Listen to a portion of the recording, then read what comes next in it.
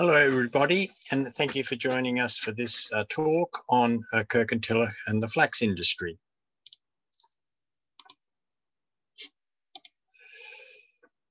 Flax growing and flax processing for linen was very important in Kirkintilloch, and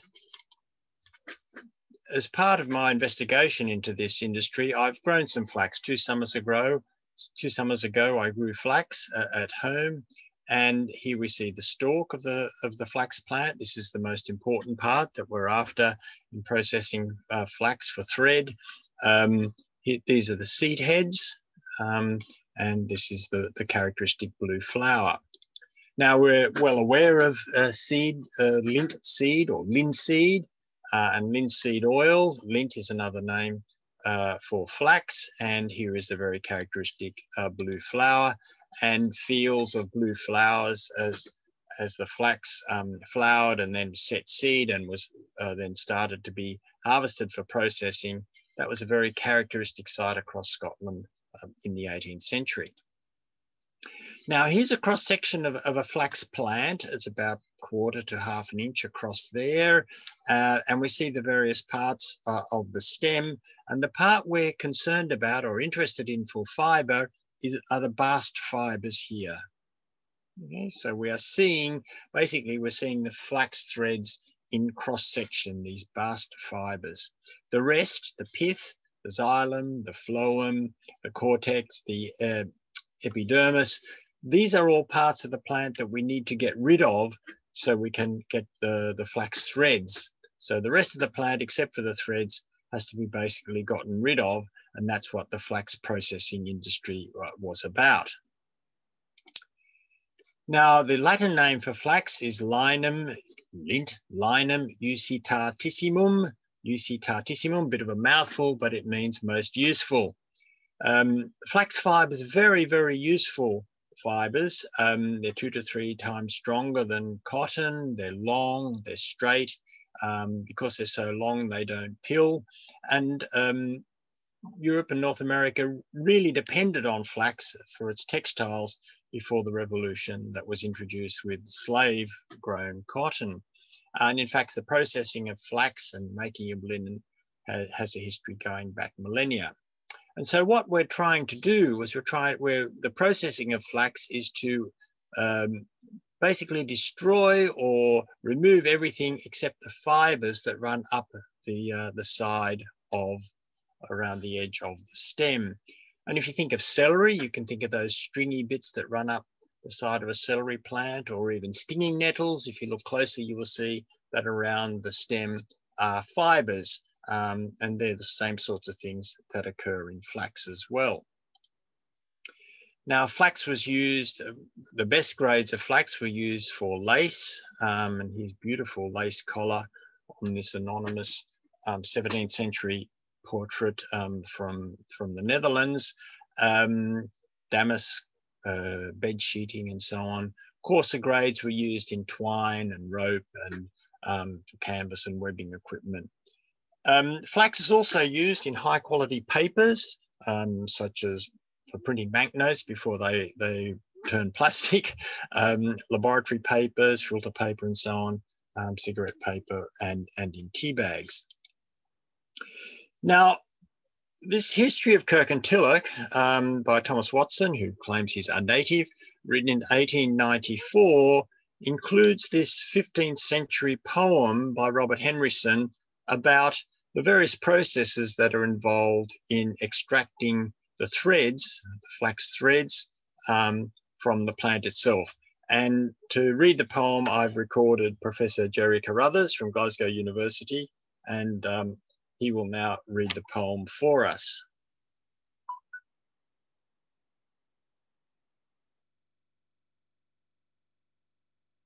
The lint dripped, the churl pulled the line, rippled the bolus, and in beating it set, it steeped in the burn and dried sign, and within beetle knocked it in bed, sign swingled it wheel, and heckled in the flet, his wife it span, and twined it into thread. Thank you, Jerry. And I think it's much better to hear it read with a proper Scots accent than than with my Australian accent. So I'll just replay that. I'll play that again. And what we're doing, as I said, is we're stepping through the various processes that are used to extract the threads from the flax plant. The lint dripped, the churl pulled the line, rippled the bolus, and in beating it set, it steeped in the burn and dried sign, and within beetle knocked it in bed, sign swingled it wheel, and heckled in the flet. His wife it span and twined it into thread. So let's look at those various processes then. The first one, after the lint has ripened and it's pulled from the ground. So the lint is not harvested. The flax plant is not cut off, harvested in the sense that we might think it would be harvested, but it's pulled out whole. Backbreaking work, very hard work, but it's pulled out whole so we get the maximum length of thread. Remember, the thread runs right up the side of the plant, at the length of the plant. The threads run the length of the plant. And so we want as long a thread as we can get. So without not cutting off any roots or anything, we pull it out whole. It's then soaked in the burn, excuse me, or in lint holes or ponds. And it's soaked, steeped in the burn.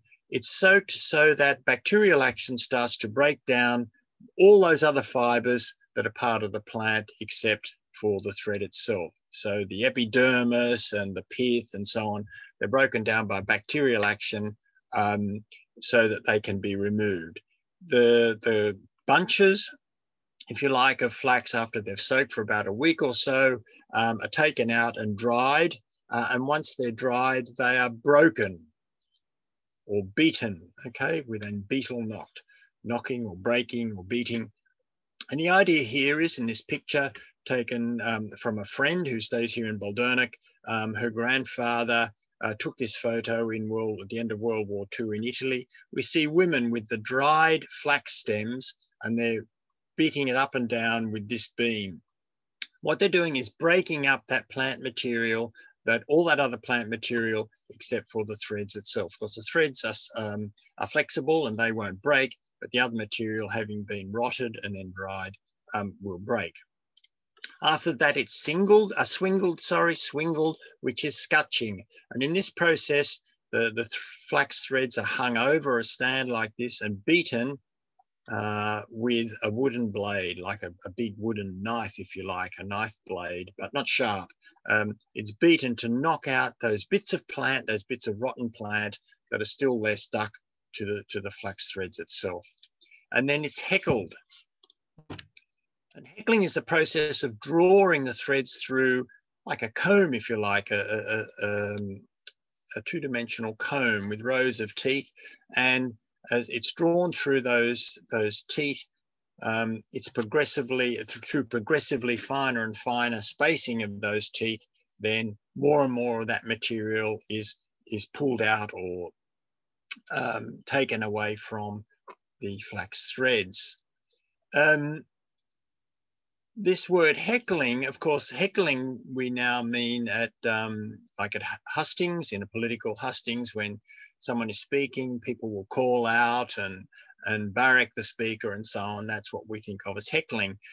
And that word comes from the process, the flax processing term for combing the threads through these particular bits of equipment. And it turns out apparently that the Dundee hecklers were very well informed politically. It's said that as they sat at work heckling the thread, people read the newspapers someone read the newspapers to them, and they would then go along to the political meetings and call out and ask questions. And people said, oh, that's the hecklers. And so that calling out and barracking came to be called heckling. And the final process then that the poet talks about is spinning. Here's a stage photograph from rural Scotland of a woman at a spinning reel spinning the thread. And what that's doing is basically connecting up all the bits of thread to make a long piece of twine. This also shows, this photograph also staged the scutching. A woman is standing holding the scutching blade here. and the flax threads are hung over the stand and they're beaten, as this guy is doing here. So after the scutching step, before the heckling, before pulling it through the combs, this is what the flax looks like. And you can still see there are bits of plant from the rotten down, broken down bits of plant surrounding the flax threads that are still attached, still part of the mix. And then over here, after heckling, after it's been pulled through the combs, combed, all those pieces have gone, and the short pieces of flax are also, the short threads are also being taken out, and it's ready to be spun. Now, this photograph from Kilbarchan, a big textile centre on the south side of Glasgow, this would have certainly have been spinning cotton in the start of the 20th century. But you see the structure, the equipment that was used, and it would have been the same for flax too. Now, in the late 18th century, in the old statistical account, the first time that the parish ministers wrote an account of their parish, each parish had an account written of it in the 1790s. And in Kirkintilloch, the parish, minister records about spinning. The women, when engaged in spinning, especially in winter, sit by the fireside and keeping as their custom is always the same station, that is, they always sit in the same place.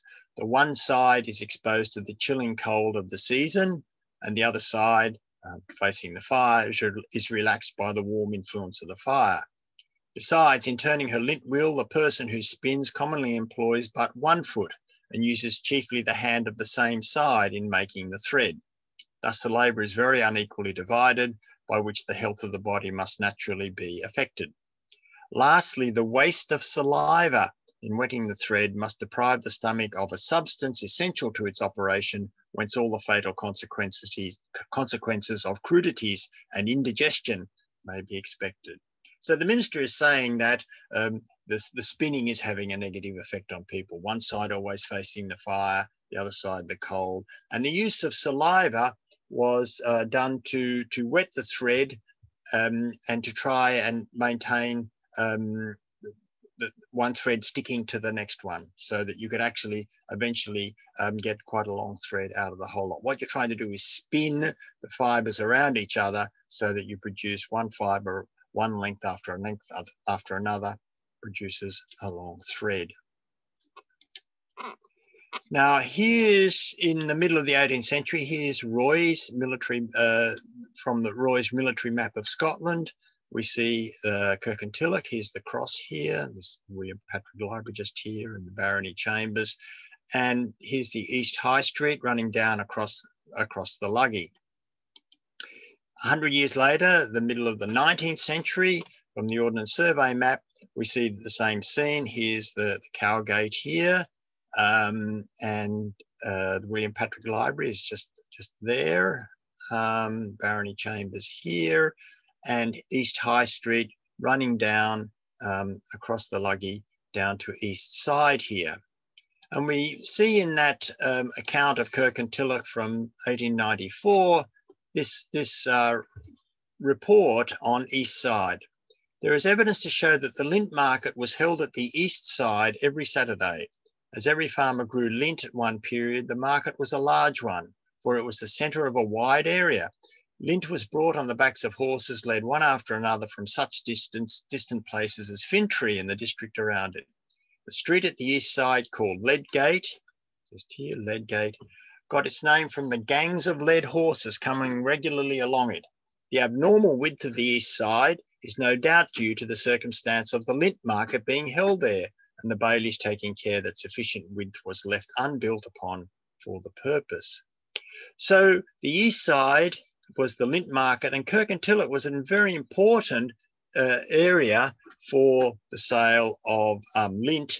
And so lint was a really, really important part of the economy. And it's quite telling, isn't it, that lint was being brought from Fintry quite a long way to be sold at the market here in the east side. The other market, the normal market, was up here at the cross. Here's a modern aerial view of the area. Here's the William Patrick Library. Here's the Barony Chambers. Here's Cowgate here. And here's the East High Street, but now cut off, of course, just here by the New Lairds land.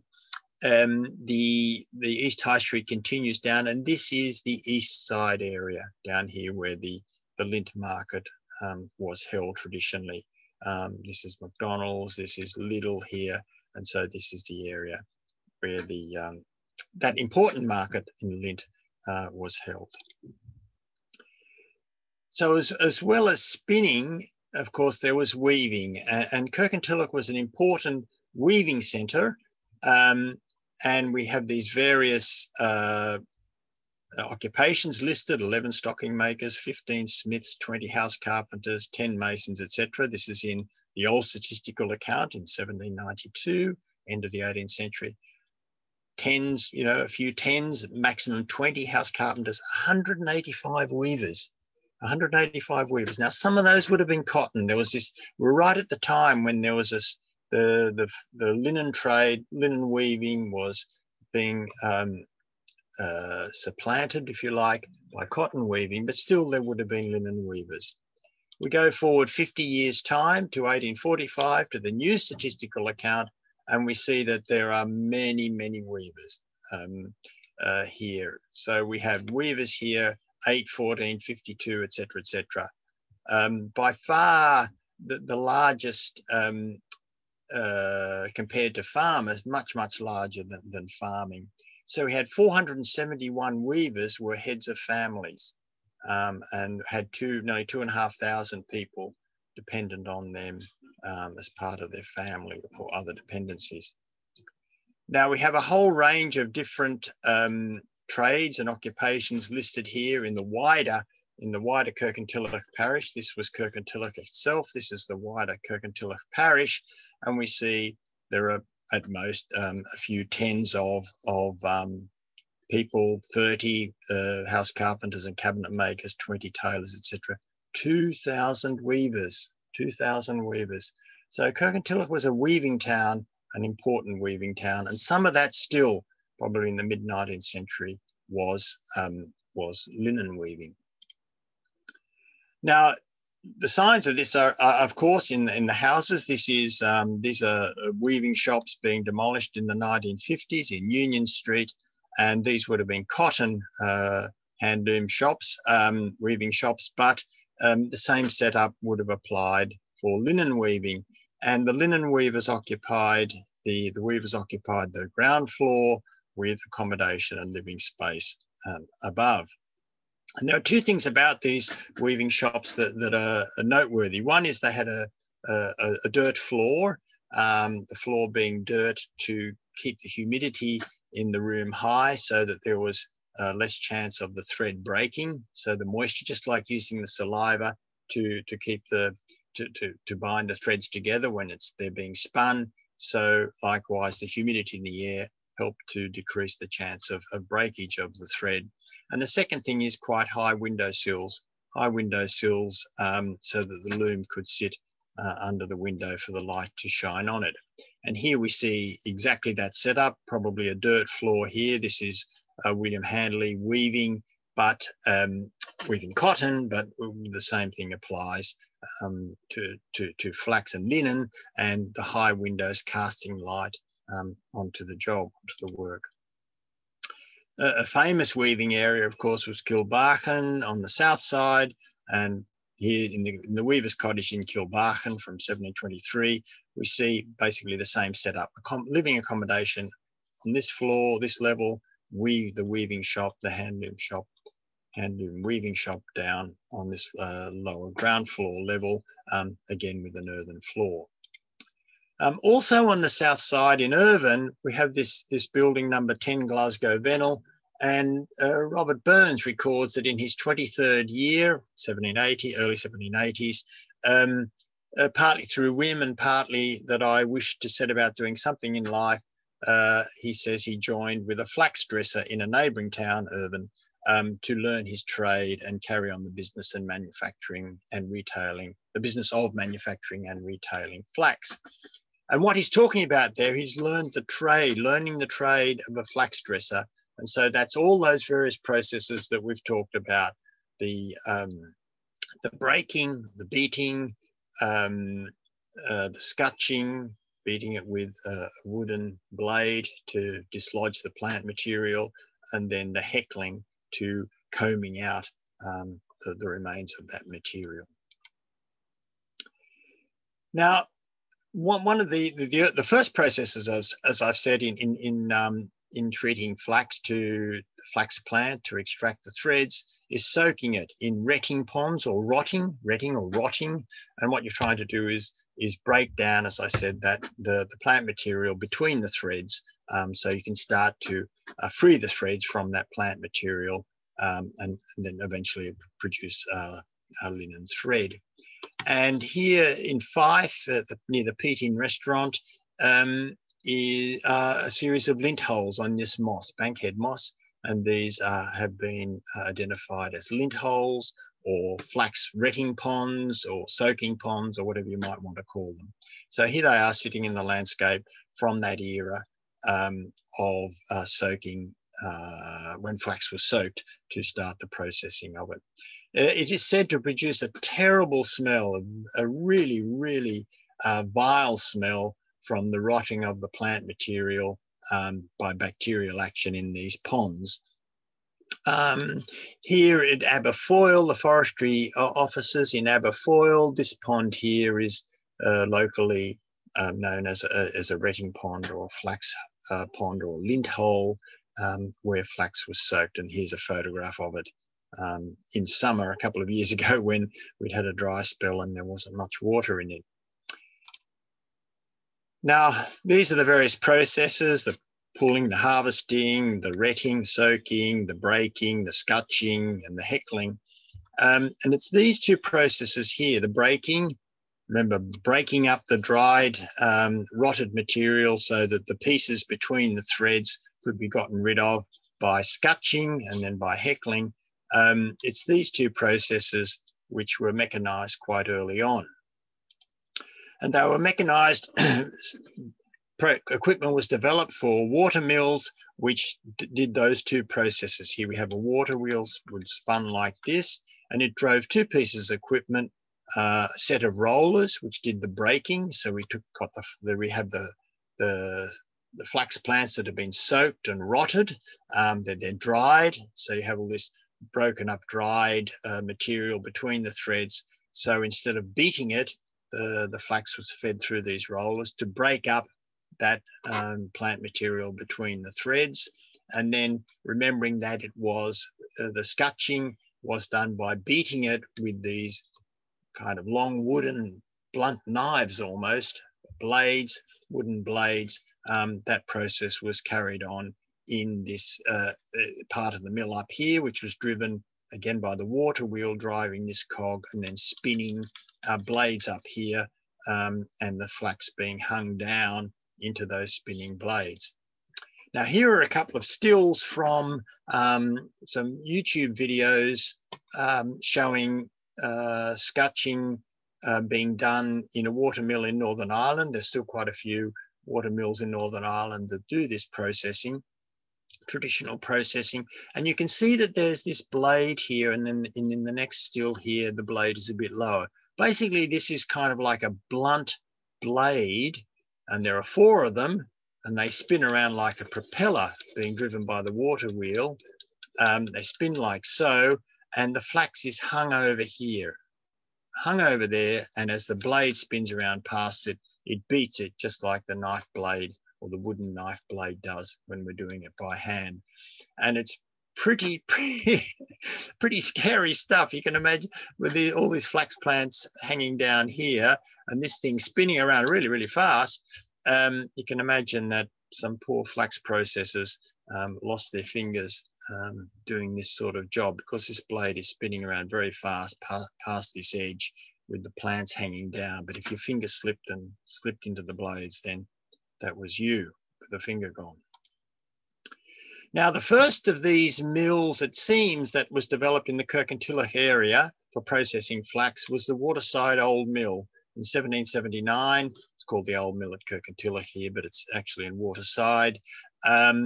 Very unusual mill with a weir here, and which drove this wheel, and then the flow went on and drove a second wheel. But this wheel would have driven the flax processing machinery inside the mill for doing the breaking and the scutching. And then the water came on and turned this wheel here, probably for some sort of other process. Latterly, once flax milling declined and disappeared as an industry, this mill was turned into a spade forge, a forge for hammering metal to produce spade blades or shovel heads. Now that old mill in Waterside, the Waterside Old Mill, was located just here. The dam was just across there, the weir, and the mill itself sat just there. If you know the area, this is Waterside here. This is the Waterside Workers Club. And I've always wondered about this pond here. In fact, whether this might have been a retting pond, a lint hole, a pond for soaking the flax in that first stage of processing, because you see it could be soaked here, dried in the fields here, then processed in the mill just here. I have been told that there were retting ponds, lint holes over on this side to the right, on the hill slope behind Waterside, on the hillside that slopes up to the school there. But I've never seen any remains of those. I've looked on Google Earth and walked over the ground and haven't been able to see any. Anyway, just a thought that this might be actually a lint hole. Now, this site here is further upstream on Luggy Water. So we're now upstream of the Glasgow-Edinburgh Railway and the farm of Drumshanty. And here is, on the first edition Ordnance Survey map in 1860, we have a flax mill mapped, a flax mill in ruin. And what we see here is this is the flood embankment. This is the levee or flood embankment to keep flood water off the farmland. And this here is the channel where the water flowed out of the mill, from the mill. So the water, the Luggy is flowing right to left, and there would have been a channel or lade coming in here. And that's now full of sediment and there's no sign of it. And then the mill machinery was in here, and then the outflow channel, the outflow lade was just there. And what I've done here is I've superimposed that plan, the outline of the building, on the ground, this aerial image taken by Edward Smith from one of his cameras on a pole. Here's the farm up here, Drumshanty. Here it is there, Drumshanty. Well, there's no building there, there's no farm there now, but that's where the Drumshanty farm was. This fence line here running down to the mill is this one here. And what you can see here is where we're excavating. There's a trench there, trench there, trench there, trench there. And what we've done is we've found the footprint of the wall there, the wall here, and the wall running this way, the corner here, and a piece of the wall here. And the lade is run, the outflow lade, this lade here, is just here. Another view of it from one of Edward's cameras. And there's the Waterside Bing, there's the Glasgow-Edinburgh Railway across there. Here's the Luggy flowing away from us, Luggy water flowing down towards Kirky. There's the outflow lade, turning the flow back to the Luggy. And here is our excavations. And here I'm on the wall. I've located the wall on that side. Here's the wall continuing here, and then the wall runs this way. There's a corner here and the end wall just here. So this part here is the mill part. And over these parts of the building over here to the right would have been accommodation or storage or workshops or whatever. So the water came in from down here through the mill part here and then out down the outflow channel there. Now we did this excavation in May last year, just before full lockdown, and we hope to go back this May again to do more. We're going to excavate here in the mill part of the building. Now, another important part of the development of the flax industry, as well as the development of mills, was a government committee was set up to encourage the growth of flax for processing in mills, and it gave out premiums for that flax that was grown. And this is an extract from the pages of the records of the committee that gave out that money. And we're in Kirkintilloch Parish, and some of the farms here: Westergartshaw, Board, Easterboard, Dunty-Blay, Barbeth and Sochenhall, Westergartshaw, etc. And there's Drumshanty being our mill here, Drumshanty mill up here. And so in the 1820s, 1822, Drumshanty, when the surveyor came, he weighed 73 stones, flax number of stones, 73 stones of flax grown on Drumshanty, for which the farmer, George Orr, was paid £1 4 and 4. That was the premium. That was his encouragement for growing flax. The surveyor also reported on the flax, and he used two terms, promising or unpromising. And we see here mostly promising. I think this says middling. I think this says middling. Unpromising, unpromising, unpromising, promising, promising, unpromising, unpromising, unpromising, unpromising, unpromising. So most of the flax was in this, certainly for this page of the records, was unpromising, and including at Drumshanty. And in fact, we see this quite a lot in the reports, that the flax is not particularly promising, and really the flax dies out. The growth of flax, the growing of flax dies out.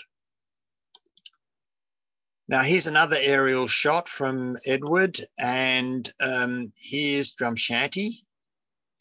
Here's the flax mill site that we just talked about. There's the lade. The luggy water is flowing towards us. Here's the outflow lade. The mill part would have sat just there, and the inflow lade to the mill would have been just there. Drumshanty, this is the paintball place that some of you might know, and here's that humped bridge that crosses the luggy water. And this is Sochenhall here, and this is Barbeth. And we saw that Barbeth and Sochenhall also got a premium, £3 3 guineas, for their 189 stones of flax, and that was judged to be promising. If we then go to Barbeth, this is Barbeth Farm here, and so we're just, you know, a few hundred yards really, or a bit longer, a bit further, maybe a kilometre upstream of the Drumshanty mill. And here we see on Barbeth, we see a flax mill as well, also in ruin. Here they put the flax mill on the inside of the bend, a bit like at Drumshanty, just here, but the bend is tighter, so they have a shorter lade. They bring the water in from the luggy, which is flowing right to left. They bring the water in here, it turns the machinery, and then goes back to the luggy down through this channel here, the outflow lade. So we're in a period here, this is the middle of the 19th century, this map. The flax mills are in ruins. The